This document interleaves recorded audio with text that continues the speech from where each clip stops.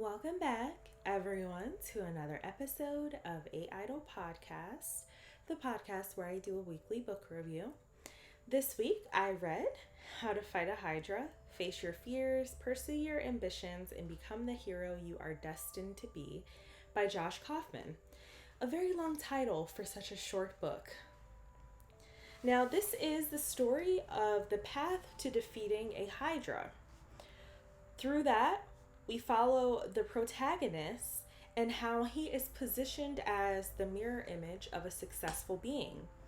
And this is through looking at his process to defeating a Hydra and what it takes to achieve greatness. Now, before we get into the bits and pieces here, unfortunately, we are not talking about the Hydra from the Marvel Universe, so there will be no Captain America references here. I'm so sorry. But we're talking about the mythological Greek creature, the Hydra, or I guess more accurately known as the Lernaean Hydra. So this is a creature who is immortal, has various heads, and by immortal, that doesn't necessarily mean that they can't be killed. It's just that they live forever until someone kills them. And if you cut off one head, two more grow in its place.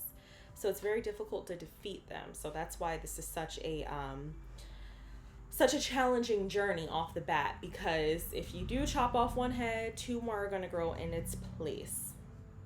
Now, this creature is known for being Hercules' nemesis. And fun fact, we don't know the name of the protagonist in the book, but his horse is named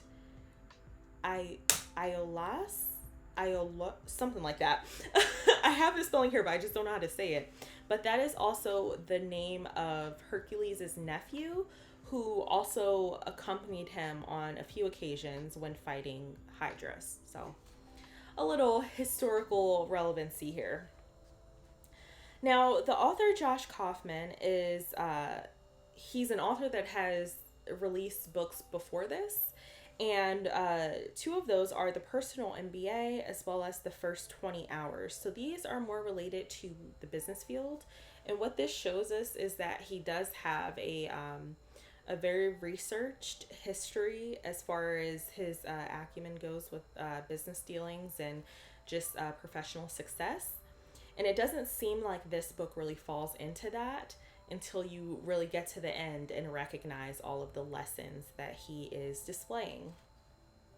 Now, How to Fight a Hydra was released in 2018, and it is roughly 127 pages. However, there are a few extra sections, but if you were to just read the story, it's like less than 100. And honestly, for my visual viewers here, if you see the size of the book, it's very small. So if it were the size of a regular book, it'd probably be like 50 to 60 pages. So it's a very easy read. I completed my reading in under 2 hours, and I stopped a few times to like eat, drive places, things like that. So you could certainly finish it in under an hour, and that's not even like a rushing pace. It's just, regular pace. You can get through it in about an hour straight through. So there are a few different sections here, a little bit more than normal. So the first thing we're introduced to is the author's note. Then we get the translator's preface. Then we have parts 1 through 6, which are titled in accordance to where we are on this path to defeating a Hydra. So the title of part 1 is the quest, part 2 is the journey, part 3 is the struggle, part 4 is the outcome, part 5 is the insight, and part 6 is the decision, which clearly, maps out his process and how we're going to get there. So if you ever need to refer back to a specific part of the journey, you know where to go. After that, we have an afterword, a call to arms.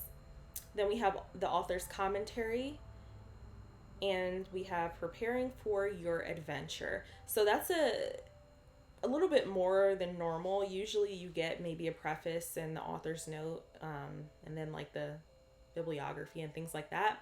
But since this book is so small, I did read everything. And I will say that there wasn't a page wasted. So there was some good information and reinforcement especially when you get to the last few sections, specifically the author's commentary. Some of what I probably would have touched on, he explained himself. For example, just, recognizing the importance of the metaphor, being that, obviously this book is about the creature Hydra, but there's more to be learned from, just replacing that with whatever it is you're trying to accomplish. So for that reason, I won't be hitting on metaphors, because he does sum it up pretty well in his commentary. But also when he discusses preparing for your adventure, he kind of just reinforces all of the steps that our protagonist had to go through to get to his end point. So I really recommend, since it's so small, to read every page of this book. You won't be, disappointed with it. I felt like it was there wasn't any wasted space. And normally, if I'm being honest, I don't know if this makes me a bad book reader, but I normally don't read the extra stuff. Like, I'll read, if there's a preface or an introduction or a prologue, I'll definitely read that. If there's a fast forward at the end or some type of conclusion, I'll read that. But all of like the other stuff, I can't, because I don't really need it. I don't know. But I did this time. Now, as far as writing style, the tone of this is really journal-esque. And that is because we get a lot of short entries that discuss the events of the day, gives us descriptions of the main character's thoughts. And they're very concise as well. And they're also very reflective. So in that, we're able to see the lessons just by the character critiquing his own previous events and encounters. And they're very realistic in the sense that if you're just writing in your journal, you're going to kind of just put quick, today I encountered the Hydra and it was uglier than I expected, period. That's it. Then we go to the next day. So it's very easy to follow, being that it's just, you just feel like you're reading someone's diary. Now, there were only a few themes here, but they cover quite a bit. The first theme, I would say, is just the unknown. Throughout this book, our author uses a few terms, sometimes, well, mainly together in groups, and you see it repeatedly, and those terms include uncertainty, ambiguity, variability, and complexity. And I kind of just summed all of that into the unknown future. And that is because it's important to recognize that these things are unavoidable when you're setting out to accomplish something that you haven't before, and probably that the people around you have not before. So there's a lot that you don't know.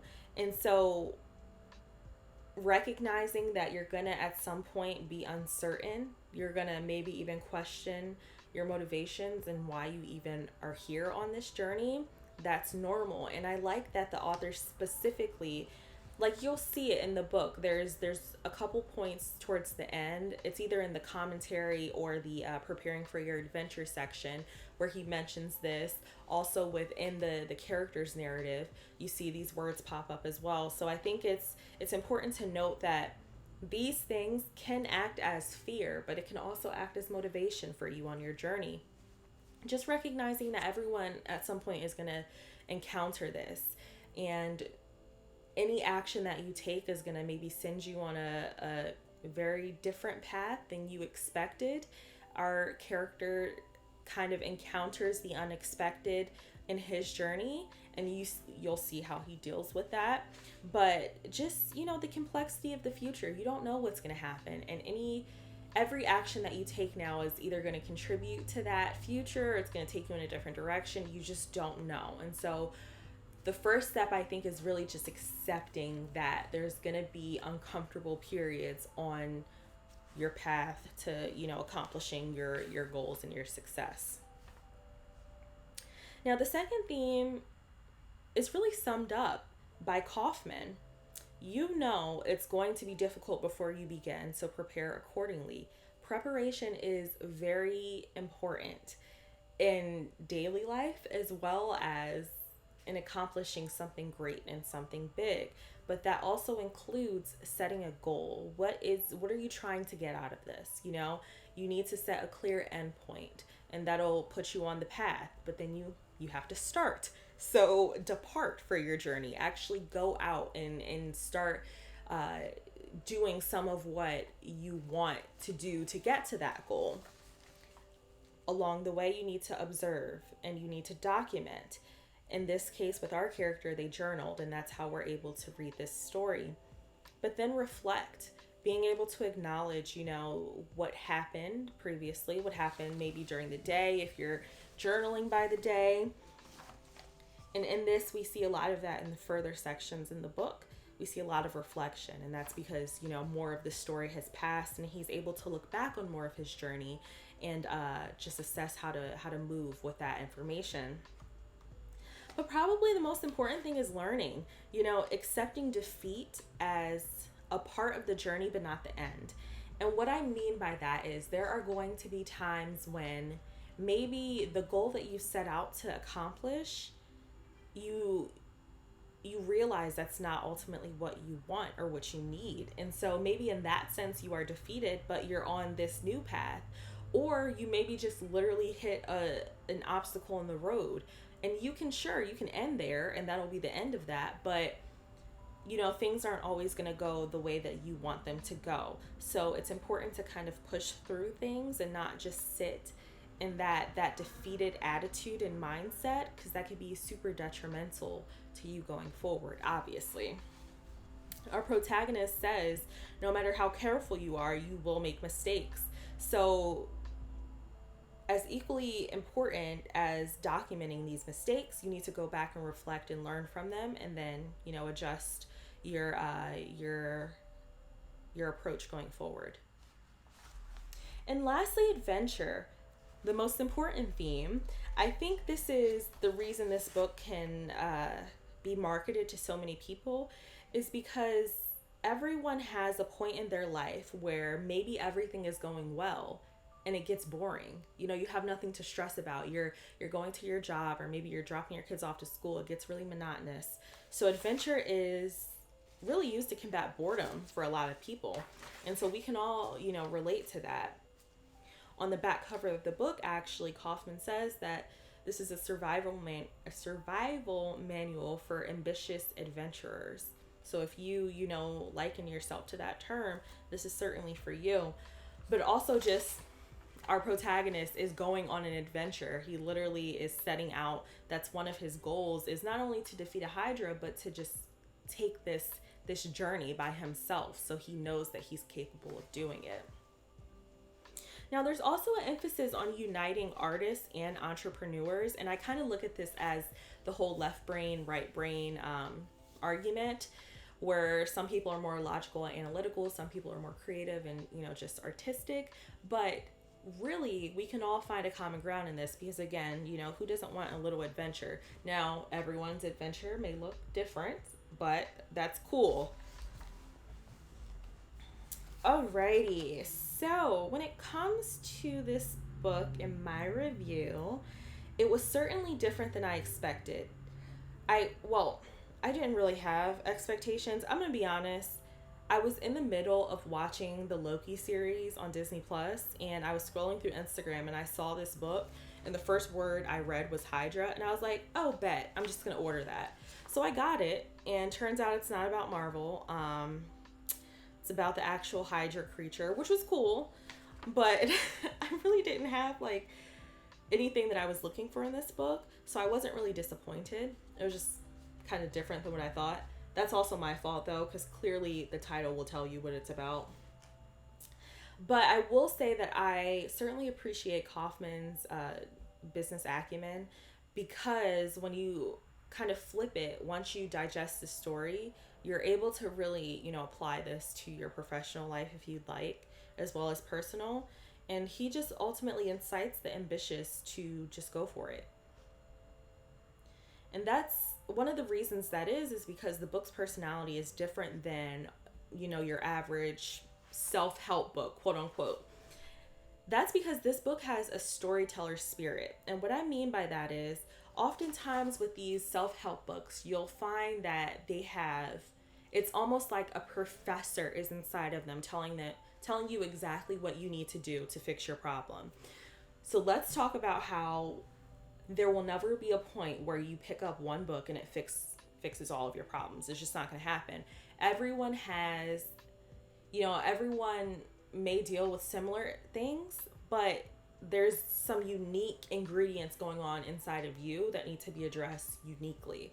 So, for instance, if you listen to my first ever episode on Shook One by Charlemagne the God, of the few bad reviews I could find, they were mostly from people that said that they weren't able to extract out of that book a clear solution on how to fix their anxiety and depression. Listen, that if there's anything that's being marketed to you that it's gonna fix X or Y or Z, that's kind of why I stay away from self-help books. But with this book, it's different because it's being framed as a story. And I'm going to tell you why that's important.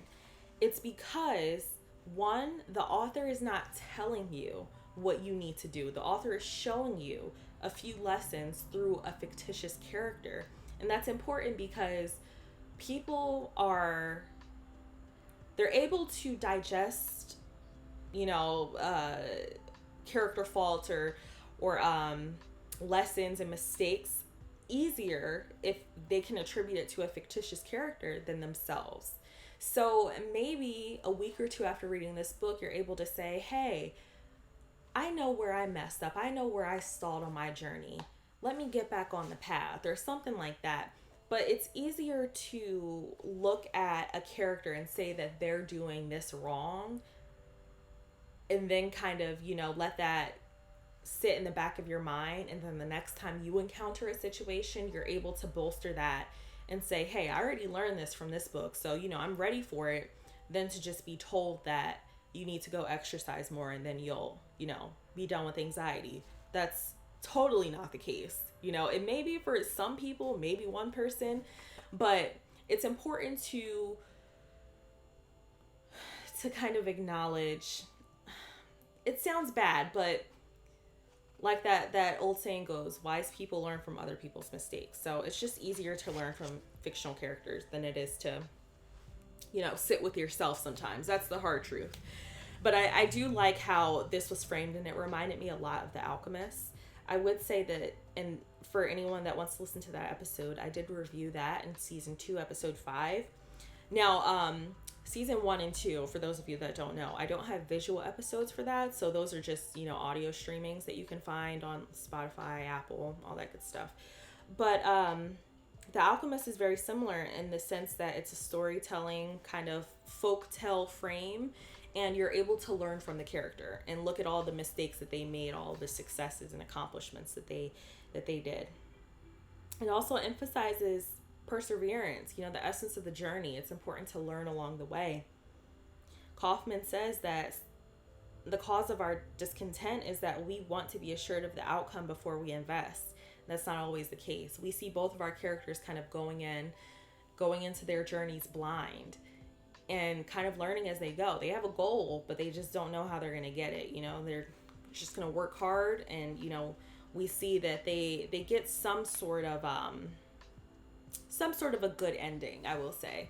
It's not a bad ending, but it's not what they were expecting. So, and also both books, The Alchemist and How to Fight a Hydra, the main characters are seeking treasures. So, and that's important because it can symbolize everyone's goals. Everyone has a goal, and when you read the word treasure, in your mind automatically you're thinking of what you want to covet, whether it's money or gold, it can be, or a new job or whatever it is. So I only have 2 takeaways for this one. The first one is from our protagonist. Thousands have been defeated by their own minds and refuse to face their hydras. And from the author, the world is under no obligation to give us what we want. And I'm sure that I've read a book in the past that was one of the main takeaways. So listen, the journey is going to be tough. Don't stop, but also know that at no point does anyone owe you anything. Thank you all for tuning in to another episode. This was a short episode for a short book. I will see you guys next week. I'm not even going to try to predict which episode it'll be, but I'll see you next week. Thank you so much.